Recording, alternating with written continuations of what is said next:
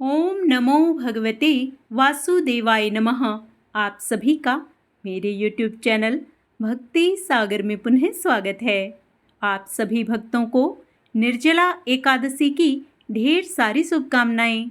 आज के अपने इस वीडियो में हम ज्येष्ठ शुक्ल पक्ष में पड़ने वाली निर्जला एकादशी की सही तिथि, महत्व, पूजा विधि, वे क्या करें क्या ना करें, वे निर्जला एकादशी में जल ग्रहण कब करें और कितना करें, गलती से यदि व्रत खंडित हो जाए तो क्या उपाय करें, इन सभी विषयों के बारे में संपूर्ण जानकारी प्राप्त करेंगे। आज का अपना वीडियो शुरू करने से पहले आप सभी से विनम्र प्रार्थना है, यदि आपको मेरे वीडियो अच्छे लगें, वे उपयोगी लगें, तो कृपया इसी प्रकार की अन्य सभी जानकारियां प्राप्त करने के लिए चैनल को सब्सक्राइब अवश्य कर लें। वीडियो यदि पसंद आए तो लाइक एंड शेयर भी किया करें। निर्जला एकादशी का व्रत पूरे साल के सबसे कठिन तपस्या वाले व्रतों में से एक माना जाता है।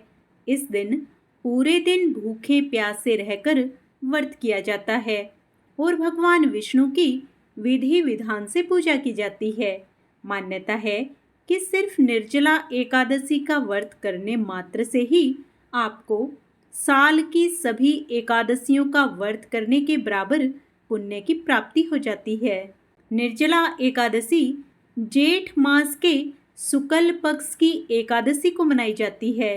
माना जाता है कि पांडु पुत्र भीम ने मोक्ष की प्राप्ति के लिए यह व्रत रखा था, तभी से इसे भीमसेनी एकादशी भी कहा जाता है। इस दिन भगवान विष्णु के साथ साथ माँ लक्ष्मी की विधिवत पूजा करने से व्रत का फल कई गुना बढ़ जाता है। इस व्रत को करने से कई तरह के अनजाने में किए गए पापों से मुक्ति मिल जाती है और सुख, समृद्धि, धन, ऐश्वर्य की प्राप्ति होती है। इस दिन आप अपने सामर्थ्य अनुसार जल, वस्त्र, धन, भोजन आदि का दान अवश्य करें। आइए इस साल निर्जला एकादशी की सही तिथि जान लेते हैं। ज्येष्ठ शुक्ल पक्ष की एकादशी तिथि का प्रारंभ 6 जून को सुबह 2:15 पर होगा, जिसका समापन 7 जून को सुबह 4:47 पर होगा।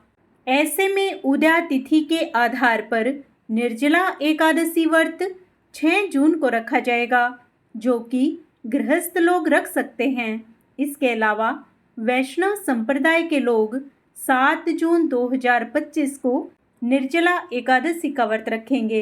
गृहस्थ लोग भी 7 जून 2025 को वैष्णव व्रत रख सकते हैं, लेकिन ऐसा करने के लिए उन्हें वैष्णव संप्रदाय के नियमों का पालन करना चाहिए। आइए दोनों ही दिन के पारण के शुभ मुहूर्त जान लेते हैं। 7 जून को पारण का मुहूर्त दोपहर 1:44 से शाम 4:31 तक रहेगा। इस दिन हरिवासर समाप्त होने का समय सुबह 11:25 तक रहेगा। उसके बाद ही व्रत का पारण किया जाएगा। जो लोग 7 जून को एकादशी व्रत रख रहे हैं, उनके लिए पारण का सही समय 8 जून को सुबह 5:23 से सुबह 7:17 तक रहेगा। पारण तिथि के दिन द्वादशी समाप्त होने का समय सुबह 7:17 पर है। आइए निर्जला एकादशी की पूजा विधि जान लेते हैं। इस दिन सुबह जल्दी उठें, वे स्नान आदि कर मंदिर की साफ सफाई करें। भगवान श्री हरि विष्णु का जलाभिषेक करें। प्रभु का पंचामृत सहित गंगा जल से अभिषेक करें। विष्णु भगवान को पीला चंदन और पीले पुष्प अर्पित करें। मंदिर में घी का दीपक जलाएं। संभव हो तो व्रत रखें और व्रत रखने का संकल्प लें। निर्जला एकादशी की व्रत कथा का पाठ करें। भगवान श्री हरि के मंत्र ओम नमो भगवते वासुदेवाय नमः का ज़्यादा से ज़्यादा जप करें। पूरी श्रद्धा के साथ भगवान श्री हरि विष्णु और लक्ष्मी जी की आरती करें। विष्णु जी को तुलसी दल सहित भोग लगाएं। अंत में क्षमा प्रार्थना करें। इस व्रत का पूर्ण लाभ लेने के लिए आइए कुछ विशेष नियम जान लेते हैं। निर्जला एकादशी व्रत में अन्न व जल पूरी तरह से वर्जित है। इसमें फलाहार भी मान्य नहीं है। इस व्रत में ब्रह्मचर्य का पालन करना चाहिए। इस दिन भगवान विष्णु की विधिवत पूजा अर्चना करनी चाहिए व व्रत कथा का पाठ करना चाहिए। एकादशी व्रत करने के बाद अगले दिन व्रत पारण के समय ही पानी पीना चाहिए। निर्जला एकादशी के दिन तुलसी के पौधे को जल नहीं अर्पित करना चाहिए, क्योंकि इस दिन तुलसी माता भी विष्णु भगवान के लिए व्रत धारण करती हैं। निर्जला एकादशी के दिन गंगा स्नान का विशेष महत्व है। इस दिन दान पुण्य भी लाभकारी माना गया है। निर्जला एकादशी के दिन पलंग पर नहीं सोना चाहिए, भूमि पर ही आराम या शयन करना चाहिए। व्रत में दिन में सोने की मनाही होती है। व्रत के दौरान क्रोध और लोभ जैसे नकारात्मक विचारों से दूर रहना चाहिए। इस दिन जीव जंतुओं को हानि नहीं पहुंचानी चाहिए। इस दिन न ही बाल कटवाने चाहिए और ना ही नाखून काटने चाहिए। निर्जला एकादशी के दिन वाद विवाद से दूर रहना चाहिए। इस दिन चावल का सेवन नहीं करना चाहिए। हिंदू धर्म की मान्यताओं के अनुसार इस दिन चावल खाने वाला व्यक्ति अगले जन्म में कीड़े मकोड़े के रूप में जन्म लेता है। इस दिन नमक का सेवन नहीं करना चाहिए। मान्यता है कि नमक का सेवन करने से एकादशी व गुरु ग्रह का फल समाप्त हो जाता है।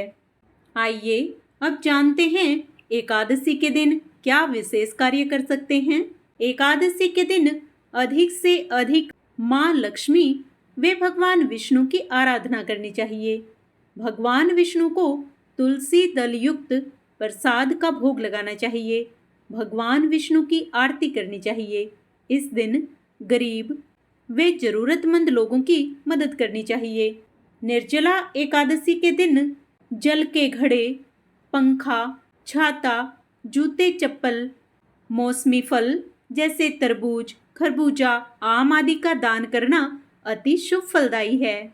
अपनी सामर्थ्य अनुसार इस दिन ज़्यादा से ज़्यादा दान करके हमें पुण्य प्राप्त करना चाहिए।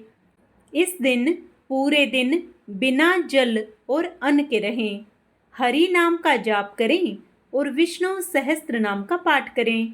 जरूरतमंदों को दान करें और ब्राह्मण भोजन कराएं। इस दिन पीले रंग के वस्त्र पहनना अत्यंत शुभ माना गया है। यह रंग भगवान विष्णु को अति प्रिय है। आइए अब हम जानते हैं कि निर्जला एकादशी के दिन कब और कितनी बार जल ग्रहण कर सकते हैं। निर्जला एकादशी के दिन स्नान के समय व्रती पहली बार जल का उपयोग करते हैं। निर्जला एकादशी व्रत में व्रत का संकल्प लेते समय व आचमन करते समय दूसरी बार जल का उपयोग किया जा सकता है। इन दो स्थितियों के अलावा व्रती को जल ग्रहण नहीं करना चाहिए। निर्जला एकादशी व्रत करने वाले व्यक्ति को व्रत का संकल्प लेने के बाद द्वादशी तिथि के सूर्योदय तक पानी नहीं पीना चाहिए, तभी व्रत पूर्ण माना जाता है।